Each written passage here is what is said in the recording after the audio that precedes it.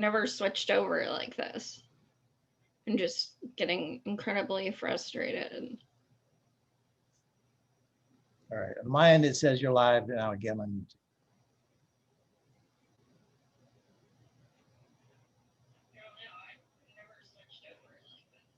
Well, that's delayed as well. Well, I think it's always going to be delayed to YouTube. It shouldn't be.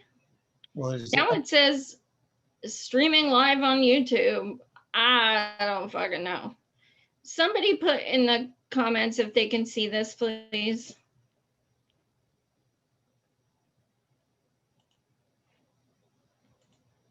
No, I can't see the comments. Can you see the comments, Pat? no. I'm just on the Zoom call. This up. Really sucks being so inept and then also legally blind on top of it. It's probably a rough combination. I totally get it. What's that? I'm sure that's a rough combo. It really is. Okay. Lynn said yes.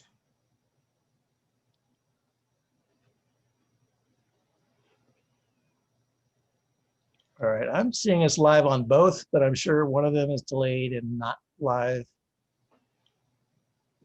any longer. Okay, well, we're gonna keep going here. Can I get another thing saying we're live, please? Anyone watching?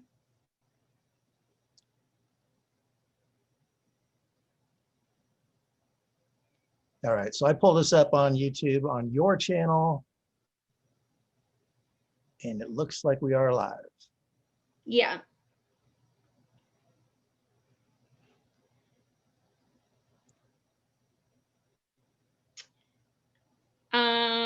Pat, can you please go to Twitter and say we are live on my, on Savage Joy Marie Mann? Actually, put a link, please.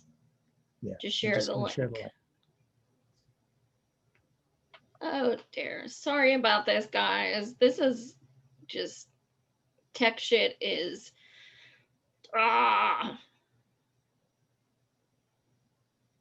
we're just going to share this out so people know to tune in here.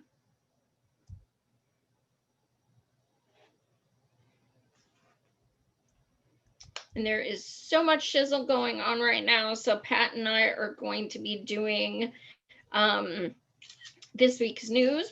We typically do it Thursdays, but so much shit's going on that it works for Monday as well. Share it out, Pat.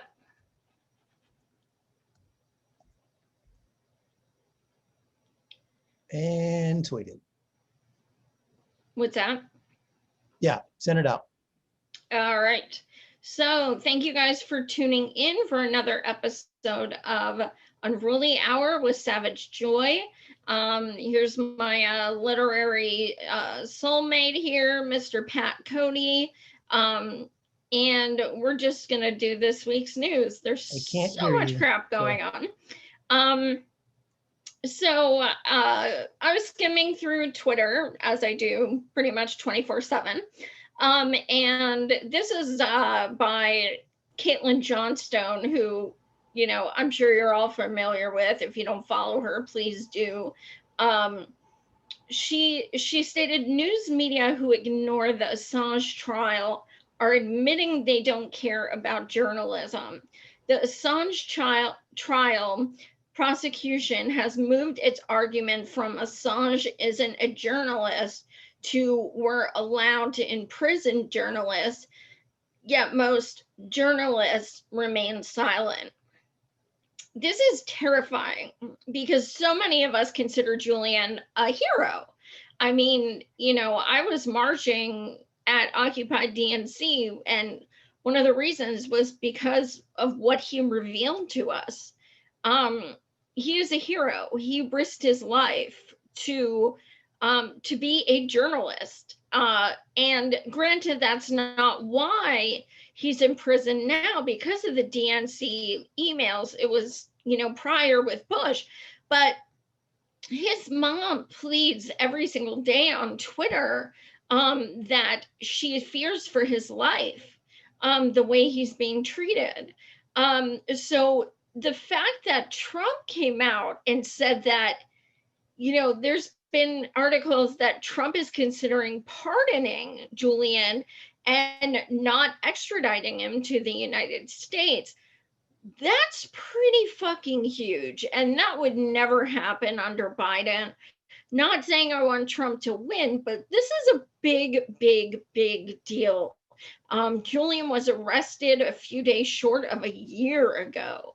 And he's in bad shape. Pat, what do you think about, a potential pardon from Trump? Right. Well, a pardon is definitely in order. And, you have to look at it from Trump as a political calculation.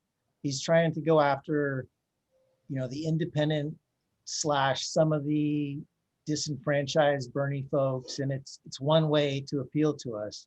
Not that it will ever appeal to me to vote for Trump, but that's his thinking in this. And then so if you add to that, right before the election, say he comes out and says, "Hey, I'm all for Medicare for all now in my second term."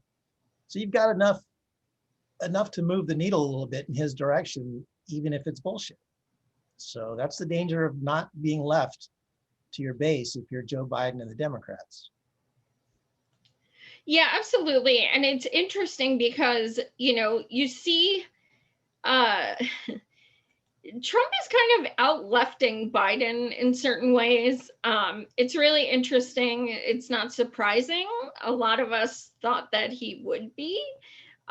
So it's interesting to see this going on. Like, Trump called for a rent, a moratorium, and things like that. And it's like, okay, do I think he'll stick to it? Fuck no. But the fact that he was calling an executive order and saying, let's stop all rent, that's pretty fucking huge.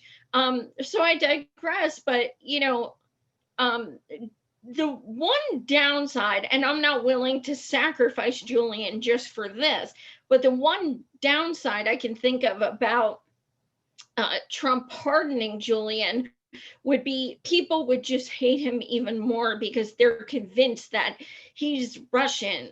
And if Trump lets him out and pardons him, or Yeah. even, stops him the extradition, people are going to say, see, that's because Trump loves Russia, and Russia's the one who hacked the emails.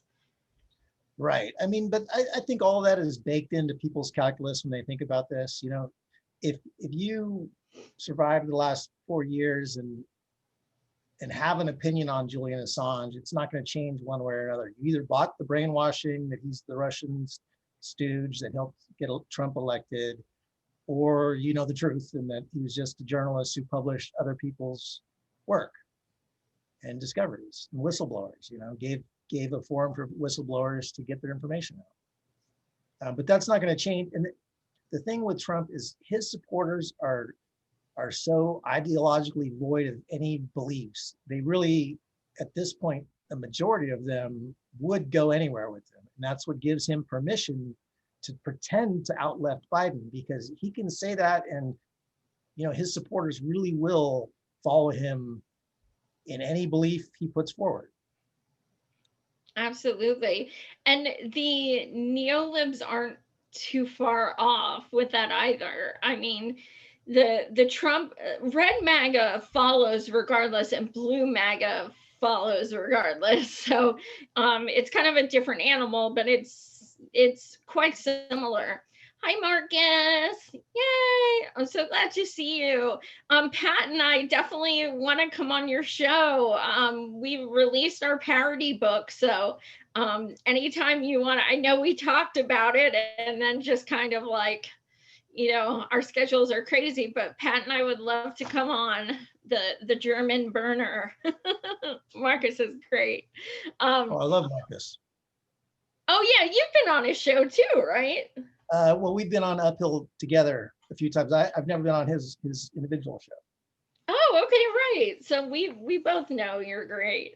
Um, so of course the big news the past few days is of course that people. It's interesting because people are, hey Dingo, yay, thank you, Marcus. Just give me a message on Facebook or Twitter or whatever you want to do, and we'll set it up. Um, the interesting thing about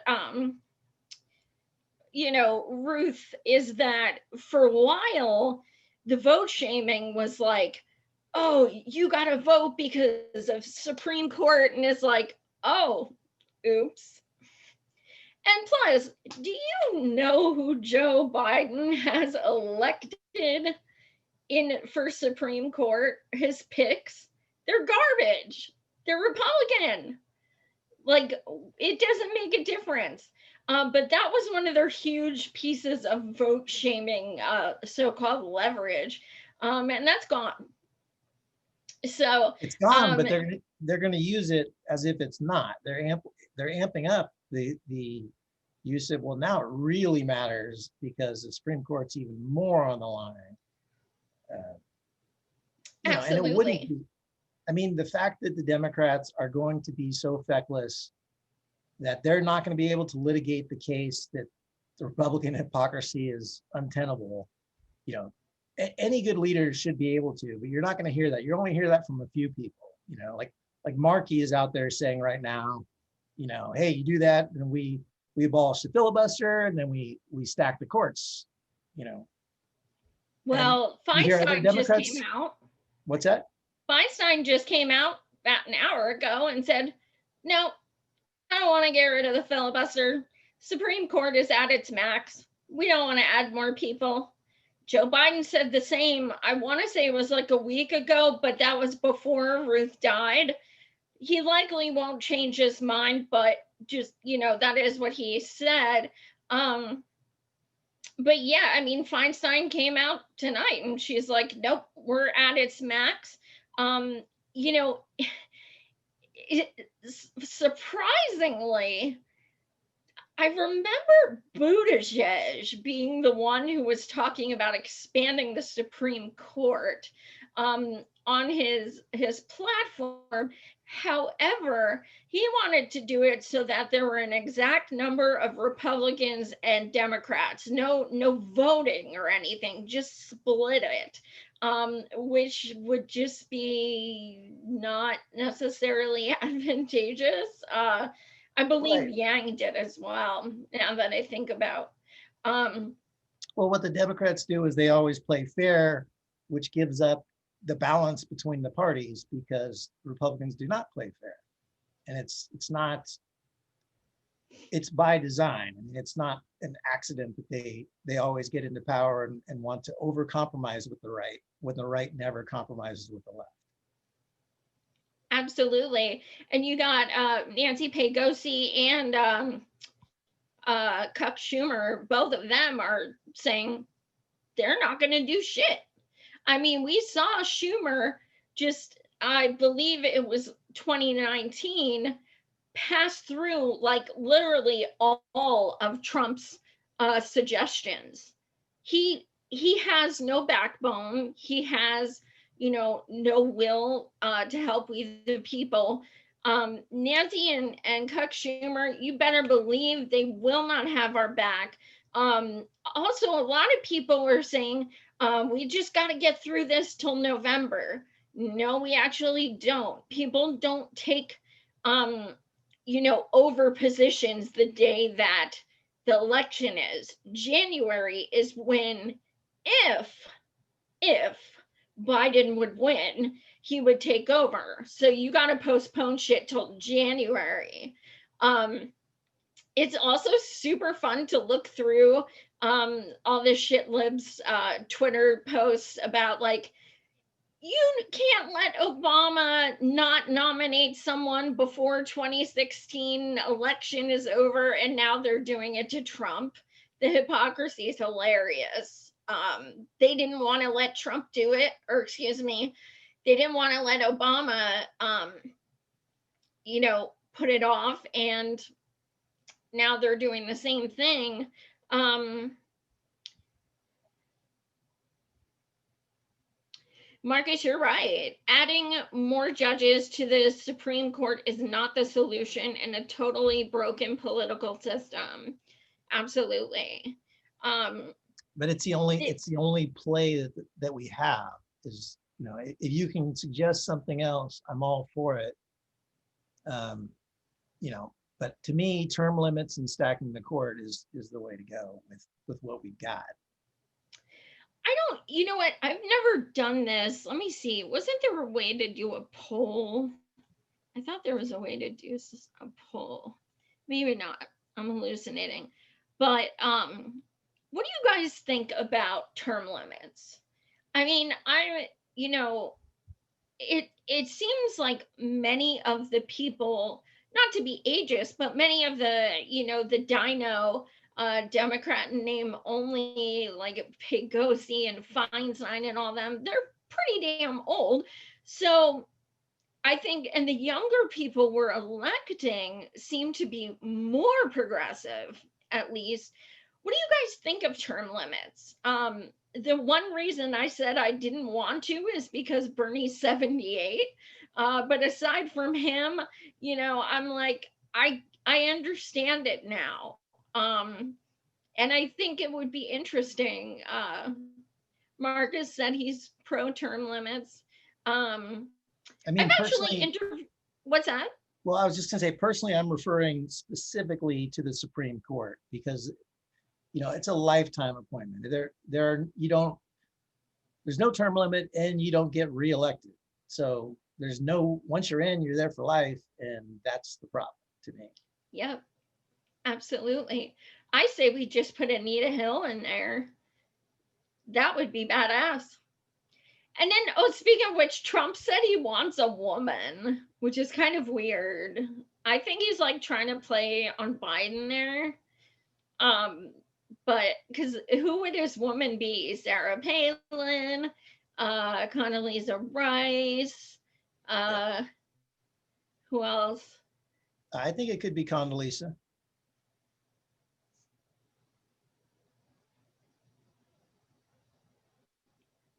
Term limits eliminates the right for the populace to pick their chosen representative and unconstitutional. Um, that's human love solidarity. Yeah, I don't know. It's an interesting thing. I'm not sure it would ever get passed, but um, I'm definitely open to it. It's interesting how we do have it on, president, Senate, Congress, everything except courts. Um, so it'd definitely be worth looking into. Um, 3 terms max for senators, 5 terms for House, which is 10 years, along with 20-year limit for all federal judges, including SCOTUS. That was Charles Patrick. I think that's fair. I think that's fair enough. I mean, if you're good in, in politics and you are liked by the people, you could always go from Senate to Congress or something like that. I mean, look at Bernie, he went mayor, Senate, Congress, Senate, he's been all over the fucking place. I mean, you can do that if you want to stay in politics, but then people who, you have these incumbents who have been there by, you know, over 40 years and they are not liked. But unfortunately, people are either too scared to go up against them or what have you, and they end up just staying in there. Um, Pat, you're in Cali. So what would you think if Pegosi had to leave? Yeah, I would donate heavily to that cause. No, What's I'm that? not really, I would donate heavily to that cause. Yeah. Um, you know, I don't know where I really stand on term limits. I just don't like the idea of lifetime appointments for any position. That seems foolish to me. And that's another thing. Like if someone's appointed for a lifetime, they can be caught, doing anything illegal. Um, they can be accused of rape. They can be accused of money laundering. They can be accused of corruption. They can be accused of anything in the world, but they still have their seat. There's not rules, so to speak. So yeah, there's a lot that goes into that, and it'll be interesting. What do you think about, when people say RBG should have retired under Obama because the Dems had um, the Senate. They were in the majority, and if she would have retired then when she was still 77 and of age, plenty of age to retire, they wouldn't be in this predicament right now because Obama would have nominated someone. Oh, 100% without a doubt. I mean, she announced that her plan was to resign in the first year of Hillary's presidency. I mean, so it was pure arrogance to go into 2016 with that at risk for somebody who was planning on resigning. I mean, look how many cancer battles she had and how many scares she had, since 2016. I mean, it's amazing she made it this far. It really Yeah, is. So yeah, I mean, she should have resigned. There's no question. And had the media absolutely. not misled everybody that this is going to be a blowout, she probably would have. Absolutely. It was pure hubris. Hillary's going to win, so I'll just do it then. That didn't really work out. Um, what else we got? Oh, so Pat, you actually brought this up. And then I looked it up on Twitter. Romney for Secretary of State.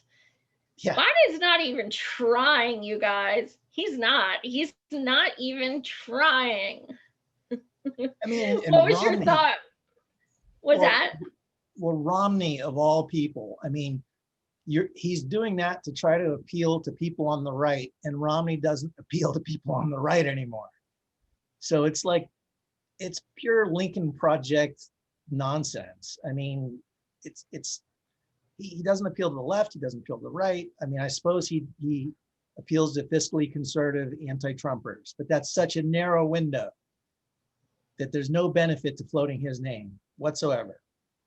And then you're going to have the guy that basically wrote the Affordable Care Act, which was modeled after Romney Care. It's just another piece to back up a terrible healthcare system that made the least improvement possible that was tenable to the public at the time, and is incredibly ineffective. And millions are still uninsured, costs are through the roof. So here's the architect of that's unpopular being floated as his Secretary of State. It's just ridiculous. And where's his foreign policy experience? I mean, makes no sense. Absolutely. It's like another Betsy DeVos in a way. Like, I'm just going to pick someone. They don't have to be like good for it. Well, you have to think they floated it, and as strategically to appeal to people on the right is the only reason you would float that. But it's bad. It's typical incestuous Dem consultants that get an idea, wild hair up their butt and go with something just unbeneficial for the candidate. Absolutely. Yeah, it's definitely going to be interesting. Biden's staff, as of right now, is a dumpster fire. So between Weinstein's, defender to big oil and everyone else he's got there, I can only imagine the people he would end up picking. It's so interesting that he's still trying to appeal to the right when he literally is only appealing to the right. So, you've got these people who are vocal no matter who, and then these people who are the right, but they just don't like Trump. Those are his two groups of voting, Biden's. And here we are, like, just please give us health care.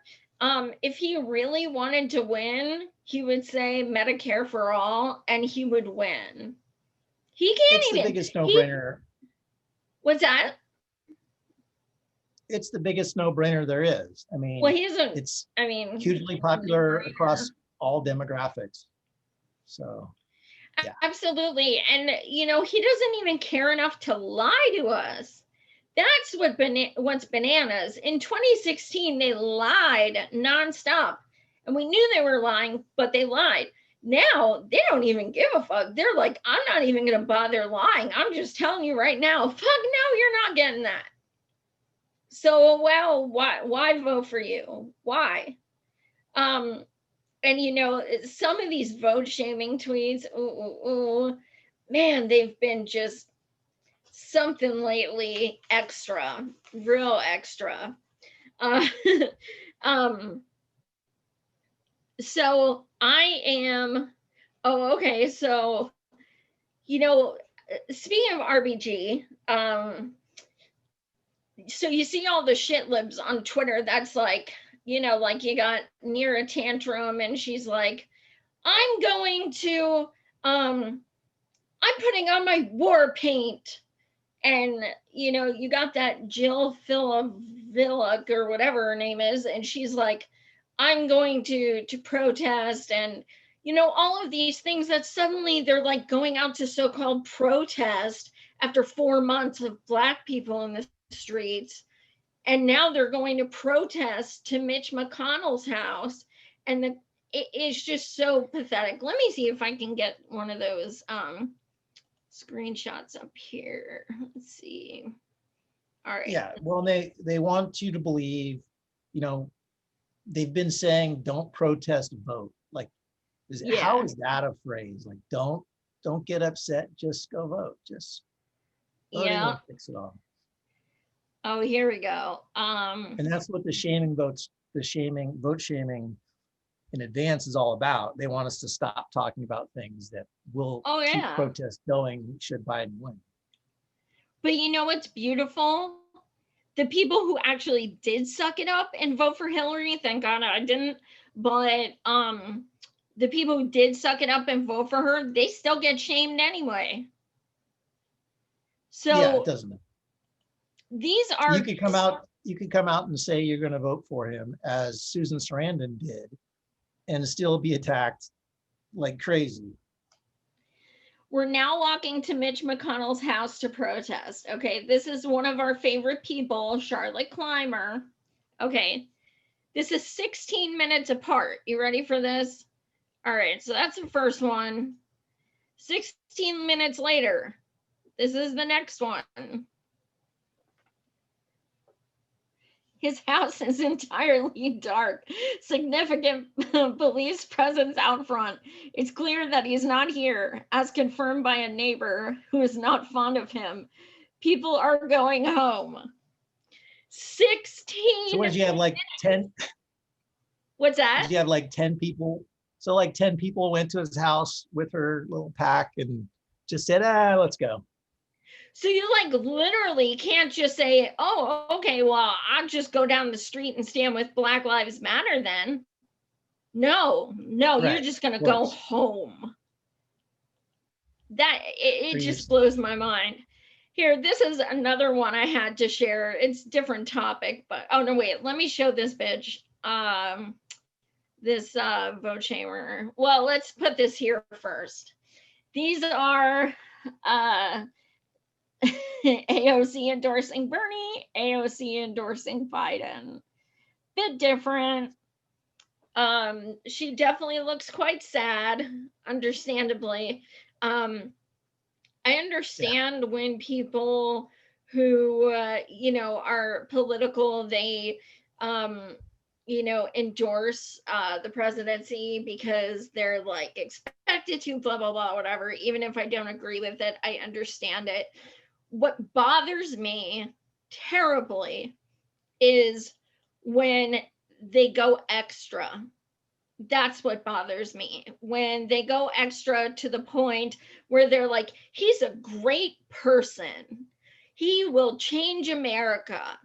He's wonderful. He's always been on the right side of history. That's what pisses me off. That's extra. And it's not real. And it shows that you're being disingenuous. So there was, there's a lot of that. Um, what else do I got here? Sorry, got to do it this way, guys. I'm not sure. We've been digging around on this, and I'm not completely sure how to upload photos yet. Um, let's see what I do else I like the got here. bootlicker Oh, behind you. what's that? I do like the bootlicker behind you, though. Oh yeah, it's got a lollipop. It's still not quite close, though. um, so here's one that was just really like, wow. This came out on Facebook. Let me see if you can see this here. Uh so here is something that send yard signs across America, okay? This was something Joe had on Facebook. This was a Joe ad specifically paid for by Joe.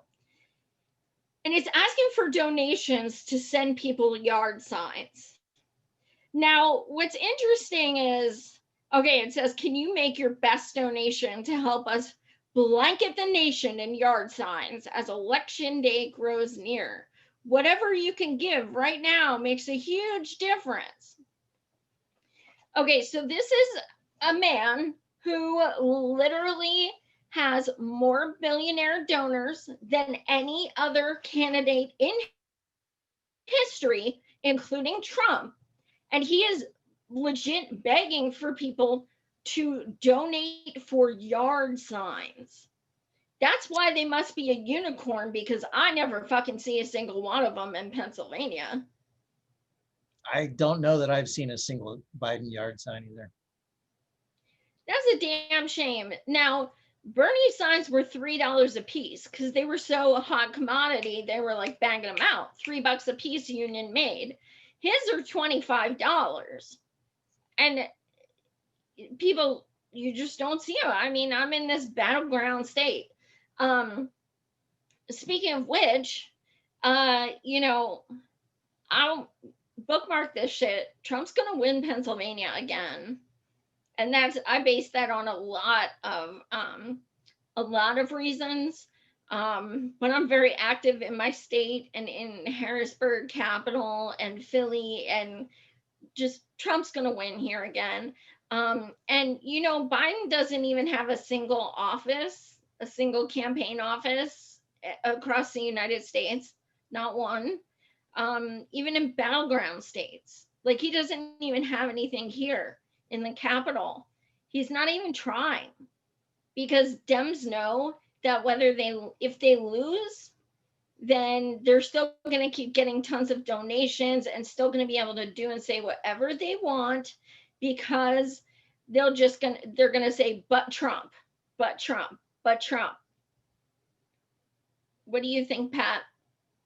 Yeah, I mean, they're just out to appease their donors at the end of the day.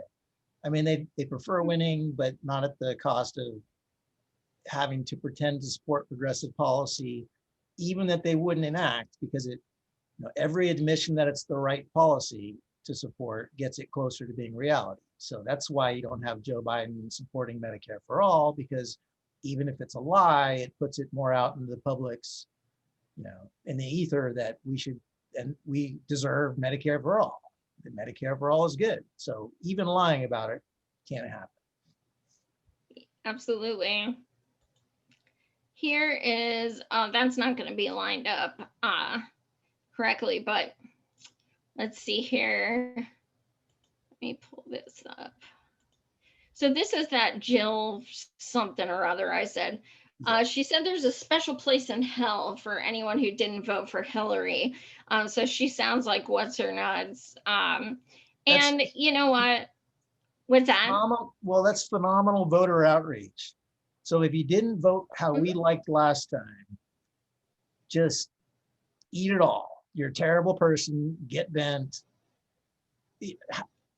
So when did this become how you reach voters? It's shameful. Yep.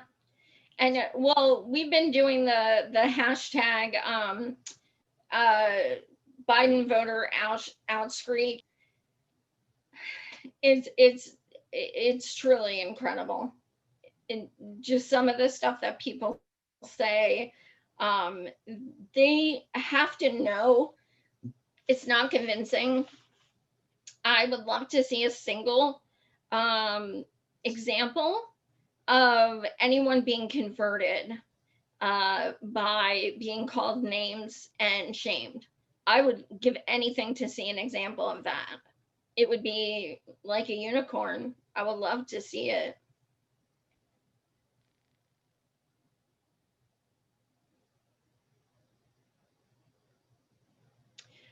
Charles Patrick said Biden will probably win Wisconsin.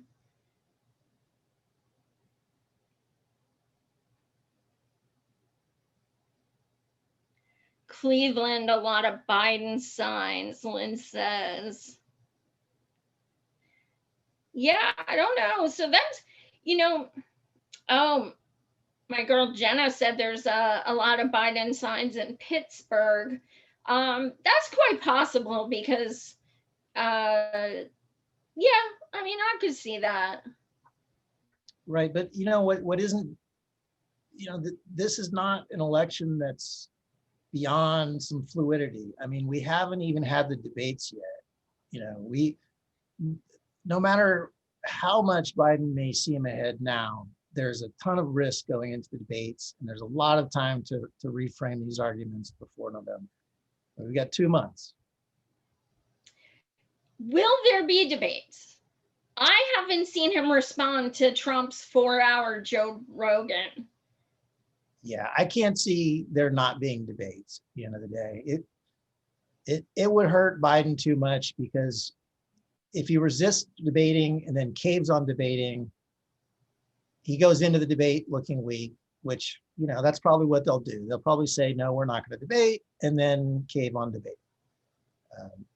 But it's too risky not to debate. I just don't see it. I don't know. I just can't see him doing it. I can't. Or, like I made the joke that he'll try to, be allowed to get Jill up there on stage with him because she does all his talking for him. Because he can't even read cue cards. He's not good. Oh my God. Okay, what did he say today? He said, 200. Let me look at the exact picture, because I screenshotted it. Oh my God, he says some crazy shit, but this one was just like when he said he would cure cancer. This was a real good one. This is Joe Biden today. He said, it was a video, and this was like the written part of it.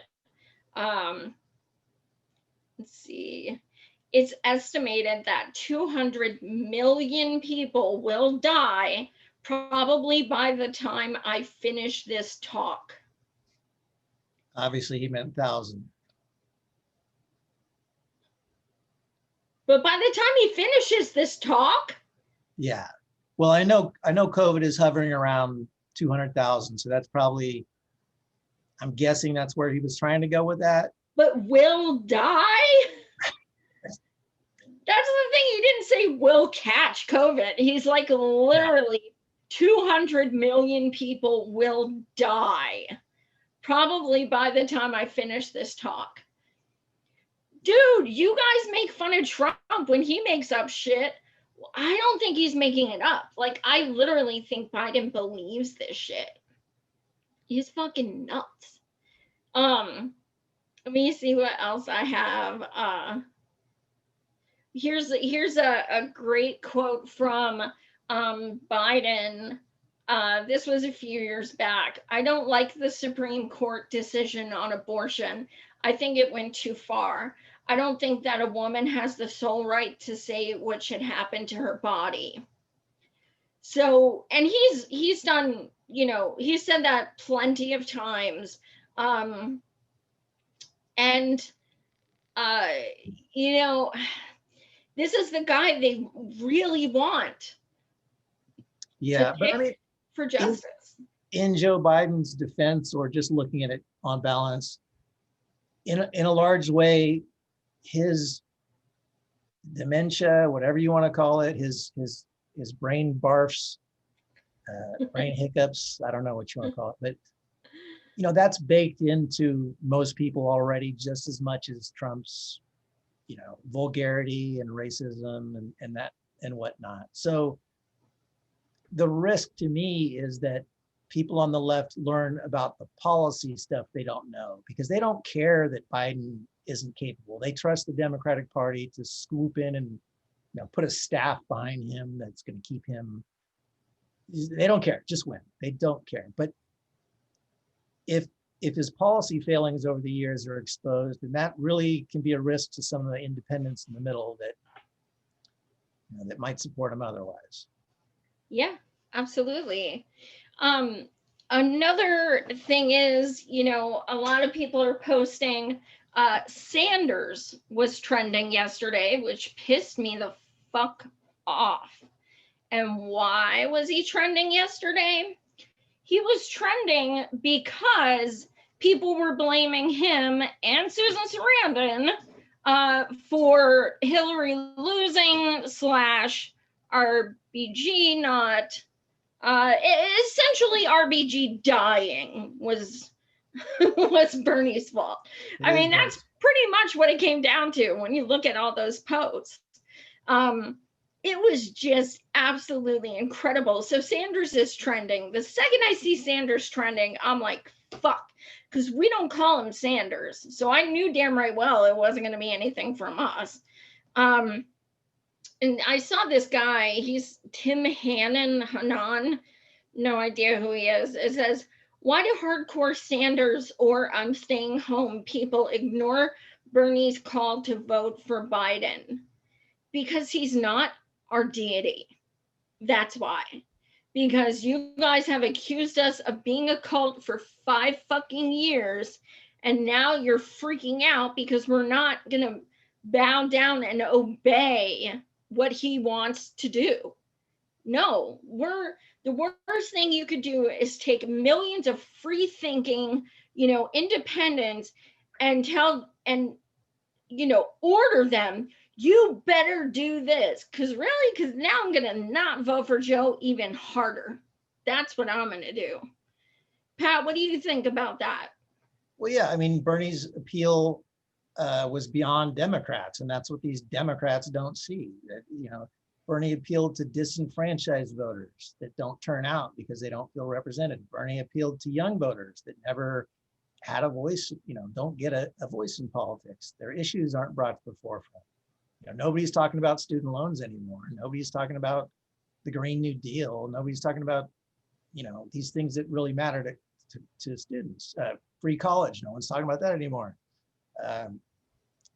So yeah, I mean, it's not about Bernie. I mean, but his appeal was that he spoke to people that aren't straight Democrats also. And so to just think that loyalty gets handed over because people supported him because we all lined up on issues and values is just silly. We know it, everybody knows it, but that's what they try to do. Yeah, absolutely. It's so frustrating. Here's that lady. I don't know how to freaking say her name. Not that she deserves the respect for me saying it correctly. Anyway, Jill Filopovic. She said, "This is vote shaming in quotations. Well, my friends, some things are shameful, and you should be ashamed of them. There's a special place in hell for every single person who ever argued that it didn't matter who won in 2016 because there was no difference between Clinton and Trump. This is an extra hot place for anyone who voted against her." So here's the thing about 2016. At that time, we were like, oh, Trump's this fucking braggadocious twat waffle. Everything he's talking about doing, Hillary has done tenfold. So yes, there were comparable reasons to not vote for either one. Now that Trump's been in office for 4 years, now we know more about what he would do, things like that. But at that time, no, you take someone who's brand new to politics, who has no they have a blank slate. He had never been in politics. He has no bad votes. He has no dirty deals with politicians. He was blank slate. And you have her. Right. What's that? Well, no, I mean, to relate the two elections and say that this is the same thing is ridiculous, because 2016 was the outsider year. That was how it was spun forever.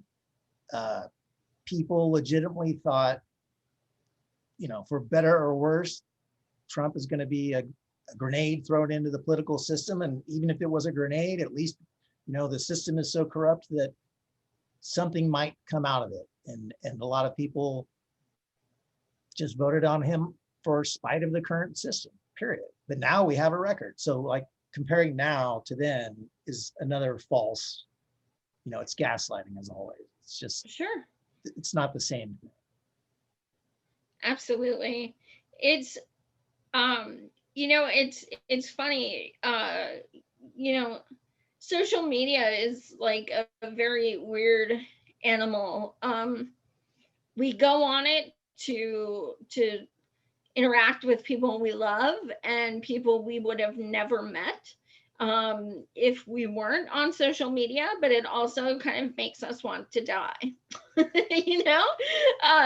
Some of these things I'm reading through and I'm like, wow, okay, yeah, there really are some garbage people. And people say, this is not real life. Well, you can tell if someone's a real person or not. It's not that difficult. And a lot of these people are real people, and it's very sad. And they don't just speak for themselves, they are speaking for many people. Anyone who's vote shaming is not alone in the way that they feel. As I see my girl Jenna in the comments. We're in PA. PA just had our green ticket taken off our ballots. So we do not have the option of voting green anymore. Not even an option. It has been taken off. Now that is just for presidential, so the green candidates can still get votes.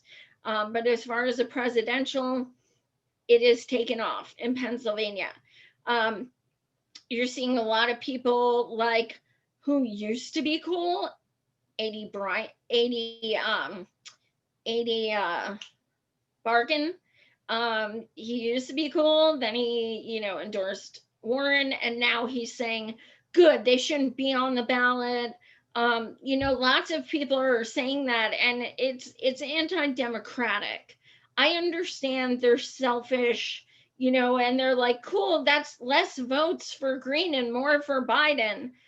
You're ignorant as fuck, because if you think people who are going to vote Green are going to vote Biden, you're clueless, because they're either going to stay home or do a write-in. Greens wouldn't vote for Biden. They would have voted for him to begin with.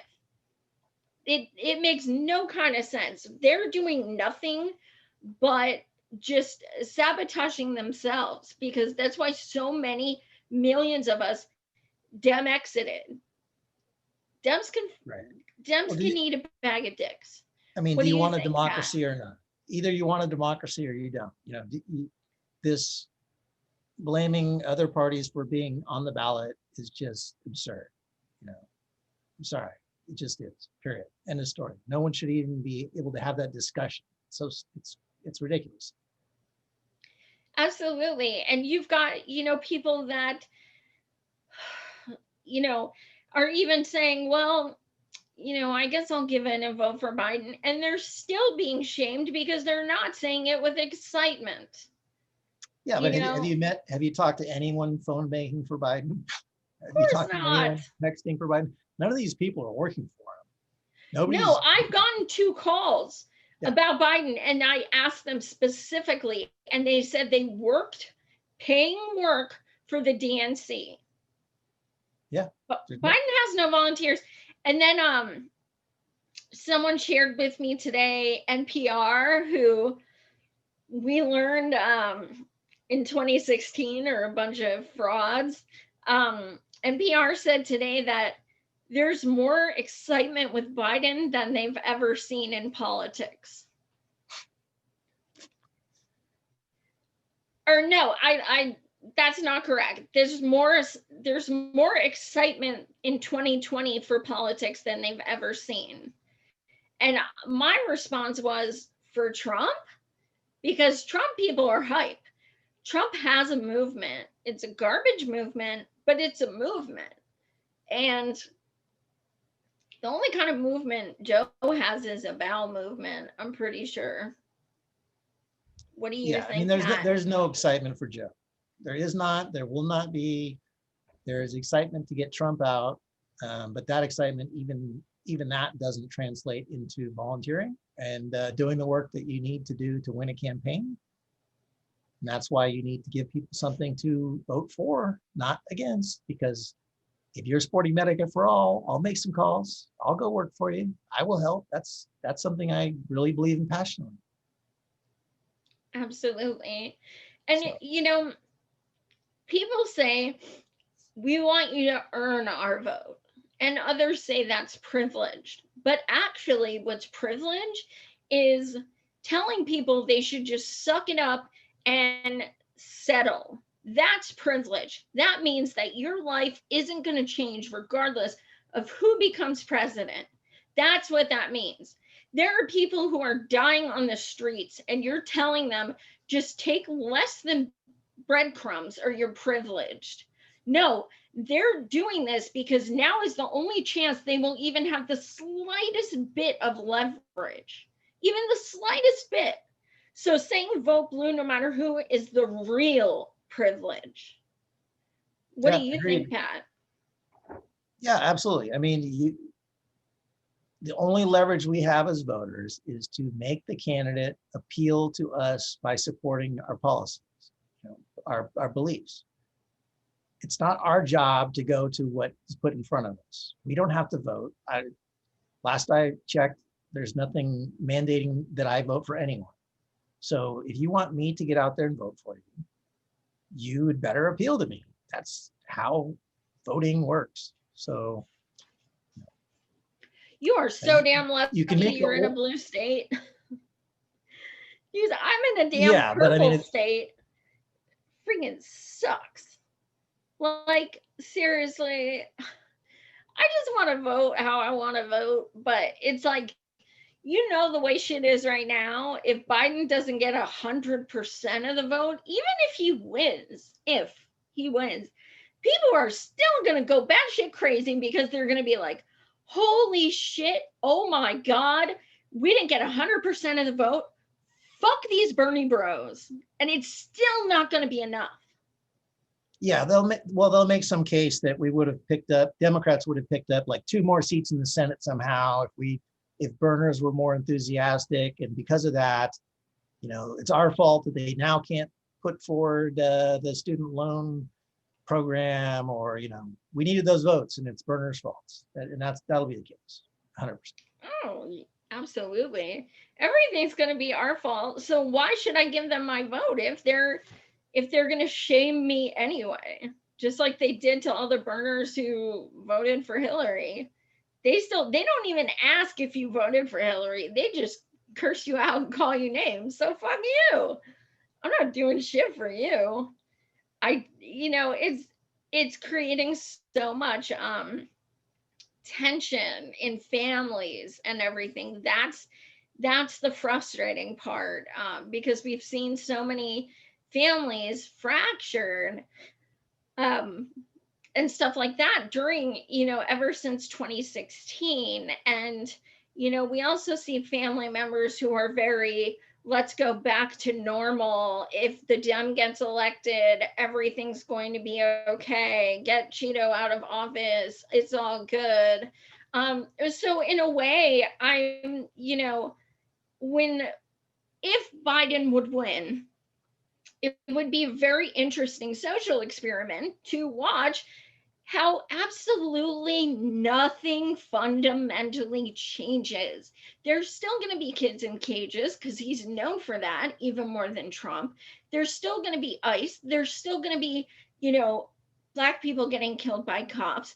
There's still going to be people dying without health care. There are still going to be the same exact things going on now, but they won't have Trump to blame for it. So what they're going to do is say, well, that's because Trump did it for 4 years and now it's still the residue. Yeah, well, they'll say that for the first year of office, and then the next year they'll say, well, don't bring those things up because it's a midterm election coming up and we can't be critical of Dems. We need more Dems. And then like I always say, and then the next year they're going to say, well, now's not the time to talk about that stuff either, because next year it's going to be Biden on the ballot again or Kamala Harris on the ballot again. So it's never a time to criticize Democrats or bring up these policy issues. Absolutely. And I think it's kind of amazing that we're so powerful, because like if somebody comes on my Twitter and says, don't say anything bad about Joe Biden, you're reelecting Trump, it's pretty incredible that I'm powerful enough that I post something and Trump could get reelected from that one post I made, because I'm that well known, and it's things about Biden that nobody would have possibly known unless I posted it. Right. And really it's an effort to suppress the issues that we cannot let get put away. I mean, we need these issues still in the forefront, even if you're going to vote for Biden. You can't just say, let's just not talk about these things for 3 months.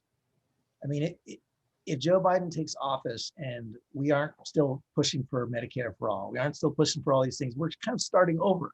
And people will be in this Trump fatigue and be relaxed, like, oh, the world is better now. We have Biden. So, we need to fight harder for these things now, in my opinion, even if it's, hurts, quote unquote, hurting Biden. Well, we're not voting for 2 months. So first off, he can change his position on these things anytime. He can still come out tomorrow and be for Medicare for all.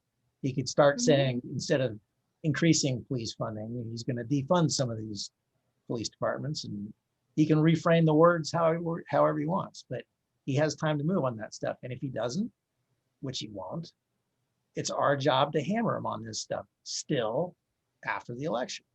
So, the idea that we should shut up for 3 months is just, it's not going to happen. I'm sorry. Absolutely. J-9 Campbell said, got the book. I'm at middle of chapter 5. Yay, thank you. Hey, Pat, why don't you say something about the book? I'm going to go grab something. Let's see, the book. What can I say? We are officially out of the pre-sale mode, so you can go online and order it at savageandpat.com, and it'll ship the next day or that day if you hit us up early enough. Let's see, if you haven't watched it, you can go to watch the Progressive Parody Palooza, which was our book release party for it. Lots of comedians helped us out, live musicians. There it is. Okay. Yeah, so we're getting a lot of good feedback, and did you mention the Yes Kings and Queens? Oh, well, we're just thinking about that at this point, but yes, go. We're getting so many great photos of people who are getting the book and like excited when they get them. So we're thinking about doing a little tab on our website, Yes, Queens and Kings, of people who are excited uh, and holding their book. So of course, Marcus, you can get it signed. Oh, so heads up, they are in stock. You can order and they'll be shipped right away. However, I am short some. So if you want to order it and get it right away, Pat will sign. And if you don't mind waiting a little bit till our next order comes into me, then I can sign. But either way, you can definitely get your copy at savageandpat.com. Um, so yeah, you guys, I see a lot of people in here who have gotten it. That's so exciting. We'd love to have your feedback. Never hesitate to PM us and say yes, Postal Service. U.S. Postal Service. Look at that babe, Marcus. This artwork was done by Danny Hellman, and it could not be more perfect. It's just perfect. Some of our main characters are Joy Ann Greed, Soledado Lion, Chris Badviews, Nancy Pagosi, Alyssa Shalano, Nira Tantrum, Jennifer Pubin, Tom Perez, James Garville, and Nina Burner is the protagonist. And there's lots of surprise guests throughout. So, Yeah, and I should add that one of the only reviews, one of the only full reviews we have of people that have read the book already was Miss Nina Turner. And so we're going to be on her show soon. That's coming up at some point. But she loved the book, and that's all that matters. I don't care if we ever sell any more, but we got her approval. We did a podcast episode with Nina fucking Turner. It hasn't aired yet, but there's a clip. It's pinned on my Twitter and yours as well, I believe. But yeah, that's all we care about. We're like, yeah, let's sell more books. But we were on Nina Turner. And she said she laughed till she damn cried. And she said it was cathartic, which is a word we've heard from a few other people as well. So it definitely was to write it. Pat's in California. I'm in Pennsylvania. So we've actually never even met in person. So that's interesting. One day post-COVID. What's that? One day post-COVID we will. Yeah, hopefully. We had a whole book tour thing planned where we're going to come and go to LA and hit a few podcast folks we know. And but yeah, obviously COVID sacked those plans. Mm-hmm. I've never been to California, so I definitely have an excuse. Lots of people there I would love to meet up with, including Pat's asshole cat, Pablo.